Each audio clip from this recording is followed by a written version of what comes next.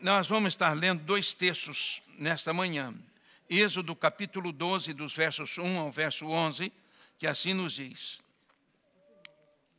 Êxodo capítulo 12, 1 a 11. E falou o Senhor a Moisés e a Arão na terra do Egito, dizendo: este mês vos será o princípio dos meses, este vos será o primeiro dos meses do ano. Falai a toda a congregação de Israel, dizendo: aos 10 deste mês, tome cada um para si um cordeiro, segundo as suas casas, segundo as casas dos pais, um cordeiro para cada casa. Mas se a família for pequena, para um cordeiro, então tome um só com seu vizinho perto da sua casa, conforme o número das almas, conforme o comer de cada um, fareis a conta para o cordeiro. O cordeiro, ou cabrito, será sem mácula, um macho de 1 ano, o qual tomareis das ovelhas ou das cabras. E o guardareis até o 14º dia deste mês, e todo o ajuntamento da congregação de Israel o sacrificará à tarde. E tomarão do sangue e pô-lo-ão em ambas as ombreiras e na verga da porta, nas casas em que o comerem. Naquela noite comerão a carne assada no fogo, com pães asmos, com ervas amargosas a comerão. Não comereis dele nada cru, nem cozido em água, senão assado ao fogo, a cabeça com os pés e com a frissura. E nada dele deixareis até pela manhã, mas o que dele ficar até pela manhã queimareis no fogo. Assim, pois, o comereis os vossos lombos cingidos, os vossos sapatos nos pés, o vosso cajado na mão, e o comereis apressadamente. Esta é a Páscoa do Senhor.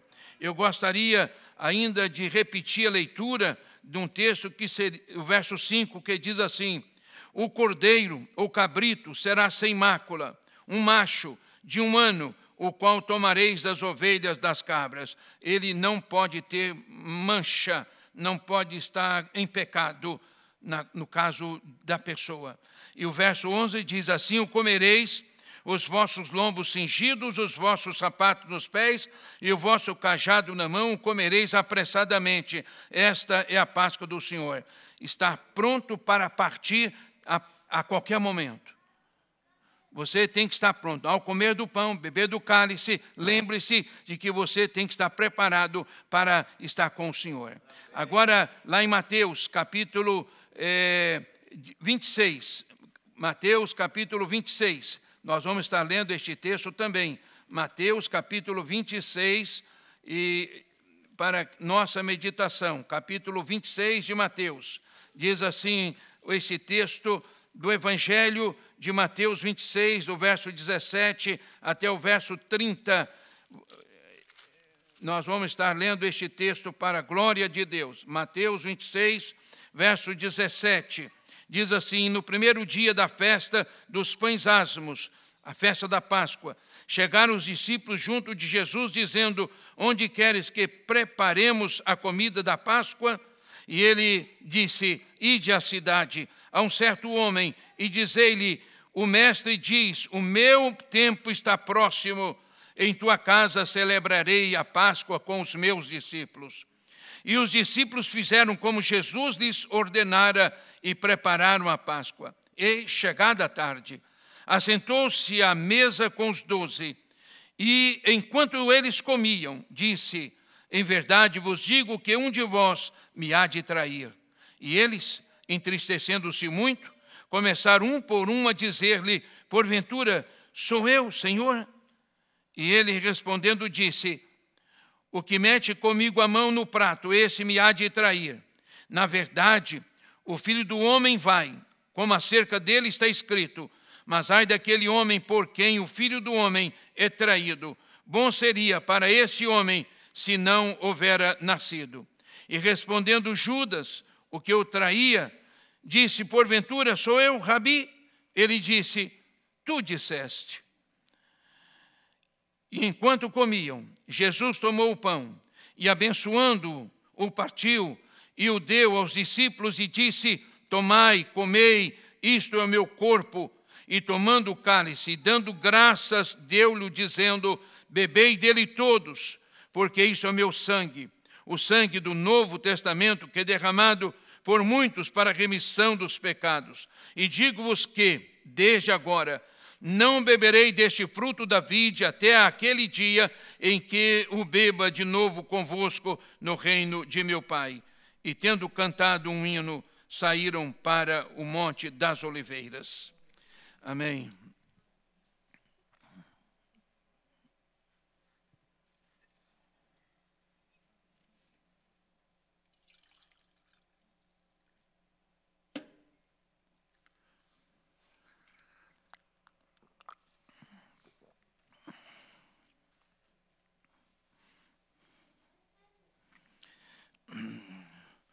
Meus irmãos, nós estamos nesta manhã reunidos, como todos sabem, para a celebração da Santa Ceia, ou, em outras palavras, a celebração da nova aliança.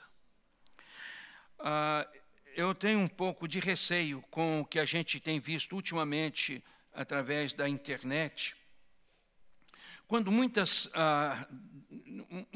doutrinas novas têm surgido, como muitos ensinos novos têm surgido. O que nós precisamos para a nossa salvação, tudo o que nós precisamos, nada mais, nada menos, está tudo na Escritura. Não precisamos de nenhuma nova revelação. Qualquer coisa nova, revelada, que não tem princípio na Escritura, ele não é novo e você não precisa aceitar. Não deve aceitar, porque não está revelado na Escritura. Deus revelou de maneira verbal, ele falou. Deus revelou através da palavra, escreveu, mas Deus tem uma máxima revelação dele mesmo, que é a pessoa de Jesus. Quando Jesus disse, quem olha para mim, quem me vê, vê o Pai. Então, Jesus foi a maior, a máxima revelação. E tudo que eu preciso saber para a minha vida espiritual e o meu futuro espiritual, ele está nas páginas da Escritura. E eu preciso me pautar nisto. No verso 11 de Êxodo, capítulo 12, Deus dá uma orientação a Moisés para que o povo estivesse preparado para sair do Egito rapidamente, de forma apressada. Nós não estamos pensando nessa questão de estarmos prontos para partir apressadamente. Nós pensamos que a gente tem um tempinho, quando a trombeta der o toque, você vai lá no seu guarda-roupa, você vai tirar aquela roupa velha, vai vestir uma roupa nova, você vai pôr um sapatinho novo, você vai dar uma arrumadinha no cabelo e vai organizar alguma coisa para você colocar na sua pastinha para você levar. Você não terá esse tempo. Você não tem tempo. Quando Jesus tocar a trombeta, se você estiver ou não preparado, os que estiverem preparados vão ser arrebatados, os que não estiverem vão ficar por aqui. A escolha é nossa. Não há tempo. É rápido. É no abrir e fechar de olhos, ou talvez até mais. E nós precisamos estar pensando nisto. Esta primeira celebração da Páscoa, que nós encontramos em Êxodo capítulo 12, a sua orientação, foi ordenada por Deus diretamente a Moisés, com o objetivo de trazer à memória do povo israelita a sua libertação do Egito, da escravidão por mais de 400 anos. O povo hebreu precisava lembrar que eles tinham sido escravos. Você não pode esquecer que você foi um escravo do diabo. Nós precisamos pensar nisto. Eles não podiam esquecer disso. Agora era um povo livre. Agora nós somos livres. Jesus nos libertou. Meus irmãos, qual é o significado da palavra Páscoa? Nós todos sabemos, isso se fala muito na internet, não tem nada de novo. Ela vem da língua hebraica, que significa Pessa, ou seja, passagem. Páscoa significa a passagem. Que passagem? A passagem do anjo que naquela noite iria executar a última das pragas contra o Egito, que seria a morte dos primogênitos. Mas a casa dos hebreus foram avisados que eles deveriam pegar um cabrito ou um cordeiro, e com um detalhe, não podia ter mancha. E ele era sacrificado, e o seu sangue era passado nas ombreiras das portas, nas casas, para que quando o anjo passasse, ele visse o sangue, e ele não entrasse ali e não matasse. Meus irmãos, aí existe uma ideia muito interessante. Por que não precisava morrer ninguém daquela casa? Porque alguém já havia morrido, ou um animal já havia morrido, símbolo e tipo de Jesus. Tipo de Jesus. Então não precisava morrer mais ninguém. Você não precisa morrer, mas marque a sua vida com o sangue de Jesus. Marque com o sangue de Jesus. Isso é fato. Meus irmãos, e a orientação era ervas amargas e pães sem fermento. Deveriam comer apressadamente essas ervas, para lembrar para ele daqueles 400 anos de amargura. Para que eles lembrassem. E deveriam estar preparados para sair do Egito. As ervas amargas e os pães sem fermento lhes lembrariam os anos de escravidão. E isto era fato, nós precisamos disso. Jesus, como um judeu, também participava da celebração da Páscoa. E em uma destas ocasiões que ele participou de uma Páscoa, ele instituiu a Santa Ceia, o cerimonial da nova aliança. Para tanto, Jesus usou o pão e o vinho como símbolos do seu sacrifício, que seria feito pela salvação, não apenas dos hebreus, mas o seu sacrifício seria pelo pagamento da libertação imposta ao homem por causa do pecado. Jesus morreria em favor de todo o mundo. Não apenas dos judeus, mas de todo o mundo. Porque Deus amou o mundo, que deu o seu Filho unigênito, para todo aquele que nele crê. Preste atenção. A salvação não vai dizer que todos vão ser salvos. Para todo aquele que nele crê, não pereça, mas tenha a vida eterna. Eu preciso crer em Jesus. E quando eu creio em Jesus, a minha fé em Cristo, a minha crença em Jesus, está implícito certas atitudes, entre elas a obediência ao Senhor. Como é que eu digo que creio em Jesus e não obedeço a Jesus? Isso não funciona. Então, nós podemos pensar nisto. Assim, a instituição da nova aliança, a antiga ficou obsoleta. Por algumas razões, e eu quero falar por quais razões. Só tem uma coisa. Nós precisamos pensar um pouco nisto. Eu gostaria que alguém... Aliás, o pastor, sempre tenho usado o pastor no começo, Colossenses 2,17, ele já está com o microfone na mão, para que ele pudesse ler Colossenses 2,17. O Paulo vai estar lendo Hebreus 10:13. Pastor Geraldo vai estar lendo Hebreus 8, 6 a 13. Então vamos ler primeiro, Colossenses 2,17, pastor Nilson.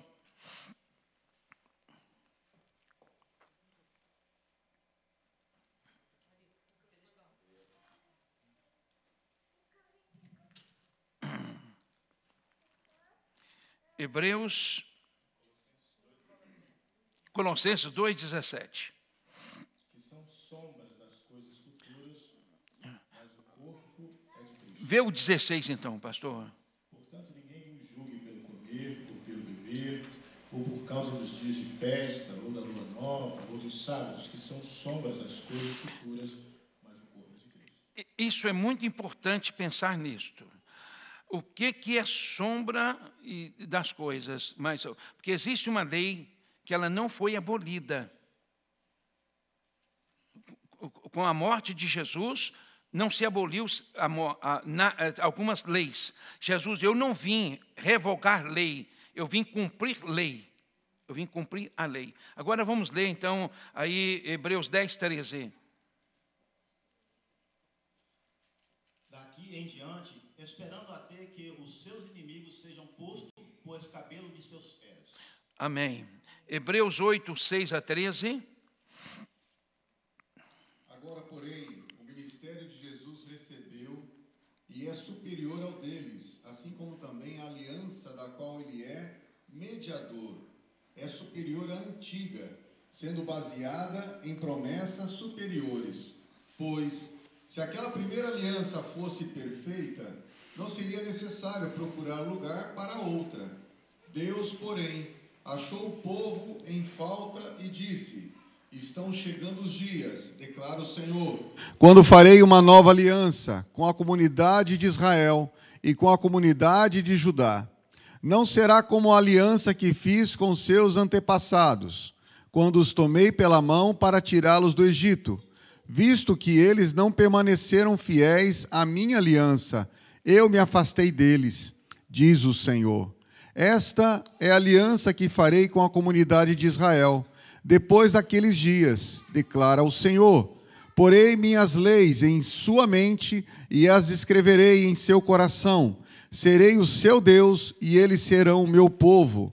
Ninguém mais ensinará o seu próximo, nem o seu irmão, dizendo: conheça o Senhor, porque todos eles me conhecerão, desde o menor até o maior. Porque eu lhes perdoarei a maldade, e não me lembrarei mais dos seus pecados.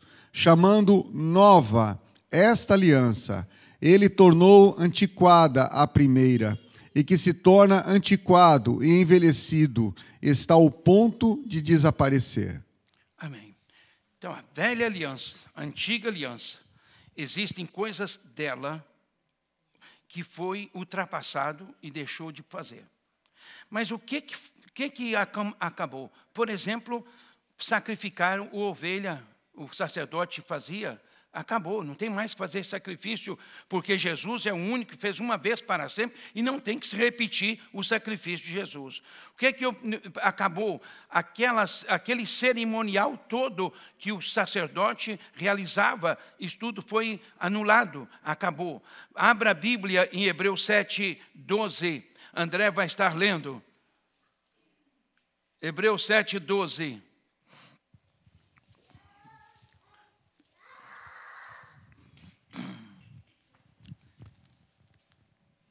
Porque, mudando-se o sacerdócio, necessariamente se faz também uma mudança da lei. Que sacerdócio que mudou? O sacerdote, no tempo de Israel, era um sacerdote com base na família de Levi.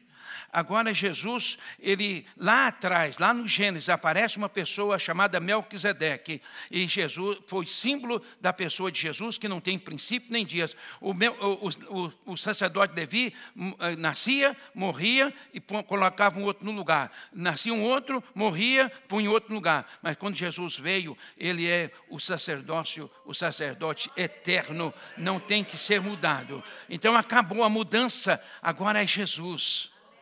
O sacerdócio agora. Então nós precisamos entender certas coisas. A antiga aliança, como todo cerimonial, foi substituído pela nova aliança. Presta atenção que eu mencionei cerimonial. Foi substituído pela nova aliança. Todavia, a antiga aliança não se deve ser desprezada. Por quê? Já que ela foi o caminho pelo qual a nova aliança veio ser revelada. Então, nós não podemos pisar nas coisas da antiga aliança, porque ela foi um instrumento pelo qual a nova apareceu. E nós precisamos entender isso. Não significa que eu esteja preso, obrigado a fazer aquelas festas de lua nova, festas do sábado, agora a guarda de 1 em 7. Isto é uma orientação que nós precisamos entender e fazer. A antiga aliança foi uma sombra,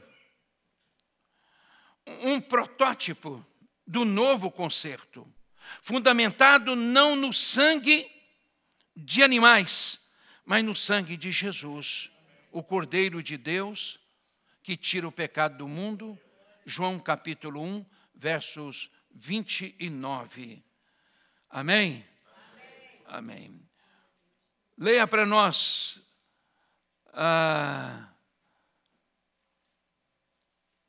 Walter, Evangelho de João 1, 29. Ele vai te dar o microfone. No dia seguinte, João viu a Jesus, que vinha para ele e disse: Eis o Cordeiro de Deus que tira o pecado do mundo. O pecado do mundo. Então, se alguém quiser ser salvo, já pode. Se alguém não quiser ser salvo, também pode. Porque o pecado do mundo foi sacrificado através de Jesus. Acabou o pecado do mundo. O pecado não tem mais poder. É só eu me entregar para Jesus. Só eu entregar a minha vida para Jesus. O pecado acabou. Ele não tem mais poder. Em segundo lugar, Mateus 5, 17 e 20. Léo vai estar lendo para nós. Mateus 5, 17 a 20. Aí vem o que vem a nova aliança com os conceitos do Novo Testamento. No Velho Testamento tinha um conceito de algumas coisas para ser praticado. Só que o Novo Testamento tem uma visão diferente. Ele amplia a ideia daquelas coisas. Mateus 5, 17 a 20. Não cuides que vim destruir a lei ou os profetas. Não vim abrogar, mas cumprir. Porque em verdade vos digo que, até que o céu e a terra passem, nenhum jota ou um tio se omitirá da lei, sem que tudo seja cumprido. Qualquer, pois, que violar um desses menores mandamentos, e assim ensinar aos homens, será chamado o menor no reino dos céus. Aquele, porém, que cumprir e ensinar, será chamado grande no reino dos céus. Porque vos digo que, se a vossa justiça não exceder a dos escribas e fariseus, de modo nenhum entrareis no reino dos céus. Nós temos que exceder, ser um pouco mais do que aquela lei da cerimônia. Jesus disse que você não adulterará, não vai adulterar. Mas ele diz o seguinte, que quem olhar com intenção impura já adulterou. Não é complicado? Não é muito mais exigente a graça? Só que a graça nos fortalece para fazer. Ela nos dá a bênção da presença do Senhor para conseguirmos ver isto. Meus irmãos, eu vou parar por aqui para passar a Santa Ceia. Mas eu tinha mais algumas coisas para conversar com vocês e eu vou conversar no próximo domingo. Porque não podemos parar. Vamos parar por aqui e dar sequência no próximo domingo, porque o que vamos tratar aqui é muito sério e muito importante.